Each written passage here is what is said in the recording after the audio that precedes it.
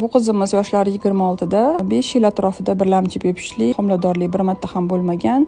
Birinchi marta eko programmasiga oldik. O'tdan bir nechta yaxshi sifatli embrionlar oldik va shu oilamiz ikkita egizak xohlashganligida, sog'liq tarafdan hech qanaqa tibbiy tarafdan qarshi ko'rsatmalar bo'lmagani uchun ikkita embrionni bachadonga joylashtirgandik, lekin bir hafta o'tar o'tmas qon kelgani haqida patsientkamiz aytib o'tdilar. Bu menstrual sikl boshlandi deb hamma gormonal tabletkalarni to'xtatib qo'yganlar va biz ularni ikkinchi embrion ekish programmasiga qayta hayzi 4-kuniga chaqirdik. Lekin hozir 4-kuniga yangi siklga tayyorlanamiz deb turganimizda qarasak, bachadonda o'sha ekkan ikkita embrionimiz dorilarni to'xtatib qo'yganimizga qaramasdan ikkalasi ham bachadonda bir xil razmerda 3-4 haftalik holatda ko'rinib turibdi. Haligacha bugun topshirdik. Hozir mana javobini sizlarga ko'rsatamiz. Bu mo'jiza. Qizimizni tabriklaymiz, oilamizni, butun jamoamizni eson-omon shu bolalarini sog'lom qilib qo'lligisiga olishdan tabriklaymiz.